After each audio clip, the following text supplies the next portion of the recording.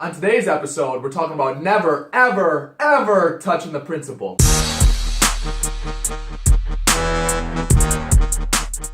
Hey everybody, Justin Spaulding here. Thank you for joining us on the third episode of Ballin with Spauldin.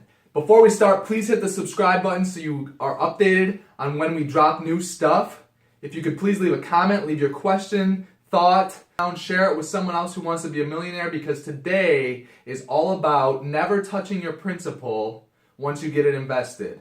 And the definition of principal is fundamental source. So the initial source of capital that you invest, the initial source of money that you invest, you should never take that money and spend it on some goodies again. It should always be invested.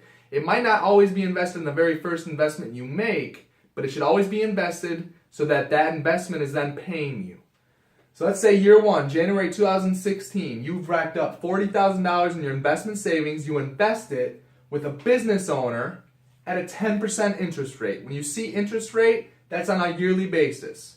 So 10%, you're going to get paid a year on that principal. That's $4,000 a year. So after 2 years, you've made $8,000 total of interest. This business owner's business is just taking off. He wants to get out of debt and get you paid off. You get your $40,000 principal back. Now, do not go out and spend this principal. This should be reinvested. See, it's right here. It didn't go away because now it's back in your pocket. Yeah! Hey, so now what you've done up here, in January 2016, you started a side business and you really started hammering away at this thing. It became your craft. It became your passion. And by December 2017, you've saved up $100,000 to add to the principal, to add to the $40,000 up here. So now you have $140,000 to play with. $40,000 of it's going to go back to this business owner because maybe he's starting another venture and you trust him. You know, this happens all the time. Once there's trust built up and a good deal happens, usually you keep investing with that same person.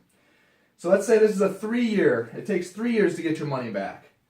And if this other $100,000, you have $140K total, $40,000 here. The other $100,000 goes to real estate at 8% return. We're not going to say that we borrowed any money here. We're just going to say we paid $100,000 for the property at an 8% cap rate. You're going to get paid 8% a year. So $8,000 year one, $8,000 year two, $8,000 year three, just on interest alone. And this investment over here, 10% return, $4,000 year one, $4,000 year two, $4,000 year three.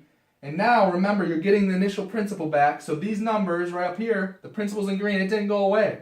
You're getting your principal back. You're getting your principal back. With the real estate, a lot of times, if it's ran well, if you added value, if you manage the property well, it's gone up and you're going to make a $20,000 profit. That's just a number I'm throwing down there. But you're going to make a profit. It's up to you what you do with this interest. You can either save it, you can spend it. What I've been doing with all the interest I've been earning is I've been dumping it right into my investment savings and I save it to invest it. So now after 5 years, you've still got your principal from the last page. You've made some interest. It's your decision what you do with the interest. It's your decision what you do with the profits. You can save them. You can do whatever with them. But through 5 years, you've also been hammering away at that side business. And it's becoming a big boy business. It's starting to pay you. And you've got $360,000 saved up over the last couple of years to now go out and invest. That $360,000 plus the initial $140,000 gives you a total of $500,000, $500,000. Maybe now you break out into 3 different areas to invest in. Hey, that business owner from the first couple of years, he's got another business. He's going to call you up and you're going to say yes because it's working out. You give him $80,000 this time at a 10% note, the same thing, 10% rate. You go out and put $20,000 in stock, some sort of index fund that pays you a 2% dividend per year. You go out and buy $400,000 of real estate. And once again, we're going to say that we just paid cash for it in this scenario. 8% return, another 8% cap. So we're holding on to these for another 3 years. Year one, $8,000 from the business owner, $200 from the dividends, $32,000 from the real estate. Year two, the same thing. Year three, the same thing. Now this is where you start to see how saving your principal and continuously investing that principal, even when you sell other investments, this is what should encourage you to never want to touch that principal. Because now what you have done, after 8 years, going into year 9 here, your other business, you've been able to save up $400,000 to invest because you're killing it over there. This $80,000 you got back at the end of this investment, your principal, it's going to roll down. This $20,000 investment, let's just say the stocks didn't go up, it didn't go down, it just stayed even, is going to roll down. The $400,000 real estate property that you bought, maybe in the low time, you turn the building around, it's a great performing building, someone's willing to pay $500,000 for it. There's $400,000 back that's coming back as your principal. It's rolling in here, and you're going to throw in the $100,000 that you made a profit. You're going to roll it right into this principal pool. Now you have $1 million of principal. So that alone, by just investing in a rather safe investment of 6%, it's going to pay you $60,000 a year. 8%, $80,000 a year. 10%, $100,000 a year. That's the power of never touching the principal. That's the power of being able to create a side business and saving X percentage of those profits, whether it's 10%, 20%. I personally try to save 30 to 50% of all my profits from my business and throw them right back into my business to grow it, or to save to roll into another investment.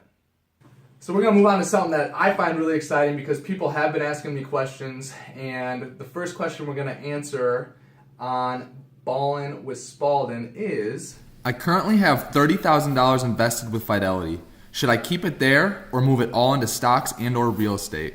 Well, I'm obviously a huge believer in real estate. That's just my wheelhouse. I really understand it. I'm comfortable doing it.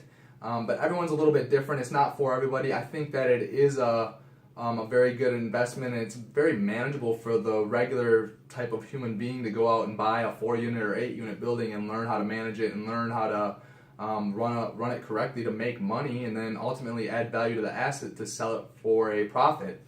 But really, I would do 3 things. I would, number 1, figure out what that money manager at Fidelity has your money in. You know, is it an index fund? Is it an aggressive stock portfolio? Is it just straight up stocks and different type of stocks? Is it an IRA? Because if it's a type of IRA or a certain type of investment pool like that, you will not only have to pay capital gains if you remove it from those funds, but you'll also have to pay a tax penalty on it as well for touching it before you were supposed to touch it. And so that's the first thing I would do. The second thing I would do is, once you find out what your money's in, go out and educate yourself about it so that you know what your money's in. Understand it. Get to understand it a little bit. The third thing I would do is educate yourself on other investment opportunities, something that interests you. If it's real estate, there's a lot of great books out there. You can ask me. I can get you and recommend a couple of them. But while you're educating yourself, what I would do is start that side business. You know, if you're a student or if you're already got a full-time job and working 8 or 9 to 5 p.m., you know, find a side business that you can apply efforts to from 5 to 7 p.m. or 5 to 9 p.m. or 5 to 2 a.m. to start paying you more money so that you have another pool of income to go out there and invest. But I wouldn't necessarily take that $30,000 and just automatically move it because you watched 3 episodes of Ballin with Spaulding. But thank you for your question. Really appreciate it. And I just want to thank everyone else out there too for tuning in to our 3rd episode of Ballin with Spaulding. Really appreciate the attention and the time that you're giving me. I know your time and attention is important, and it's high value because you only have so much of it. But I really look forward to helping you and help you get to that millionaire status. If you know anybody else that is interested in this type of stuff, share it with them. Like this video, share this with them, subscribe to the channel, leave comments, leave your own questions and thoughts, and get a hold of me, and I would love to be able to answer some of your questions too. Questions that are coming in, some of our shows are going to start being evolved around those questions as well going here into the future. So thank you guys very much. I really truly appreciate it from the bottom of my heart, and we will see you next week. Thanks.